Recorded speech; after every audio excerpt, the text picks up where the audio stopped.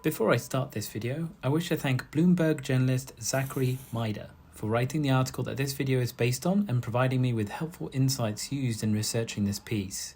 Link to Zach's article can be found in the video description below.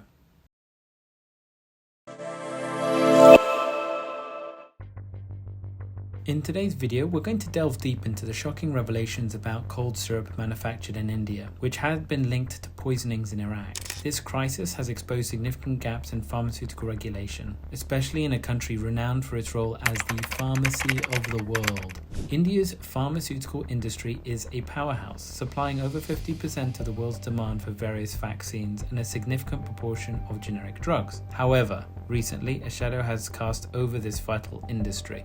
On the 2nd of August 2023, Iraqi health authorities initiated a nationwide recall of the Indian-made cold syrup named Cold Out after it was found to contain toxic levels of ethylene glycol, a deadly industrial solvent. The contamination was discovered through independent testing commissioned by Bloomberg News. When Bloomberg News commissioned a series of tests on cold syrup purchased from various countries, among them was a bottle of Cold Out syrup bought from a pharmacy in Baghdad. The tests were conducted by Valley-Shore, an independent lab based out of Connecticut, revealed a chilling discovery. The syrup contained 2.1% of ethylene glycol, a toxic industrial solvent that is lethal in small doses. Ethylene glycol is often used in antifreeze and brake fluid, and even in small amounts it can cause severe health issues including kidney failure and death, particularly in small children.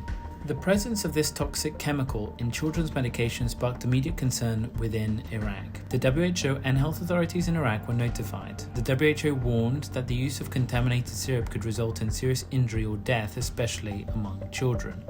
In response, Iraqi health authorities initiated a nationwide recall of Cold Out syrup. Pharmacies were ordered to turn in any remaining stock of the suspect medication. Despite this swift recall, no illnesses had been reported in Iraq by that time. The case in Iraq is just one example that was reported. In 2022, similar incidents in Gambia, Uzbekistan resulted in deaths of numerous children.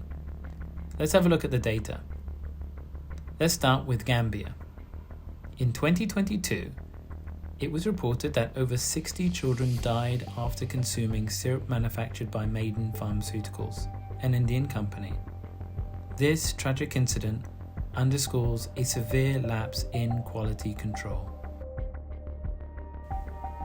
Moving now to Indonesia. A similar case was reported in November 2022. Various manufacturers produced contaminated syrups domestically, leading to an estimated 200 deaths. This indicates that the issue of toxic solvents is not confined to Indian exports alone, but it is a significant concern within other manufacturing countries. In January of 2023, Uzbekistan faced a similar tragedy with Myron Biotech, another Indian manufacturer, where approximately 20 children died due to toxic cough syrup.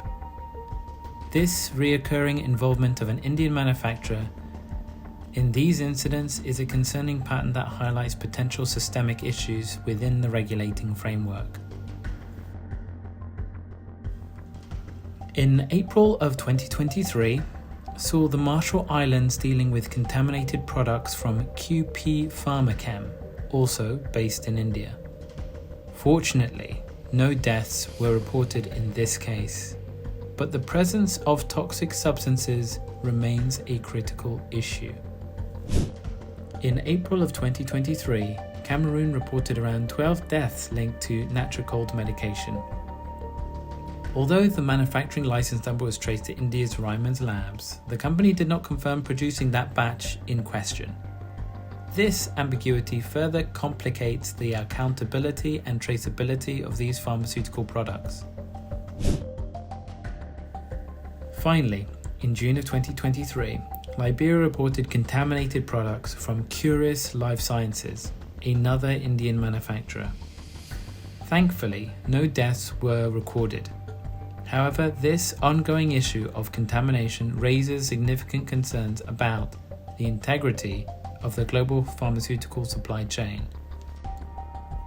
Comparing these incidences, we observe a troubling trend. India's manufactured syrups had been repeatedly implicated in these poisonings, from Gambia, Uzbekistan, and the Marshall Islands being particularly affected.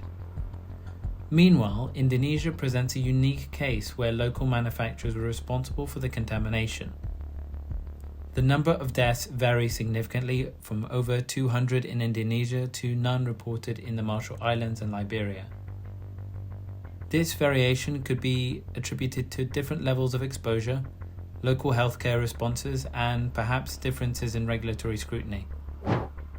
This data underscores the urgent need for stringent global regulatory standards and better coordination among international health agencies to prevent such tragedies, and enhancing testing protocols, stricter enforcement, transparent supply chain practices, and critical safeguarding of public health. The cold-out syrup was manufactured by Fortis, a Chennai-based company in India. However, the production was subcontracted to another Indian company, Sharon Pharmaceuticals. Following the revelation that the Indian drug regulators seized samples from Sharon's plant for testing, yet the results of these tests remain undisclosed. The WHO and other health organizations have highlighted the critical need for stringent testing and regulatory oversight. Despite these calls, systemic issues persist, exacerbated by inadequate coordination among other regulatory bodies and insufficient resources for comprehensive inspections. Feedback from various stakeholders reveals a complex web of accountability and oversight challenges. Health officials in Iraq stress the importance of rigorous testing for imported medications. Meanwhile, regulatory experts in India point to the need for systemic reforms to prevent such occurrences in the future. Families affected by these tragedies continue to seek justice and accountability. The repeated failures highlight the urgent need for global framework to ensure the safety and efficacy of medications transcending national borders.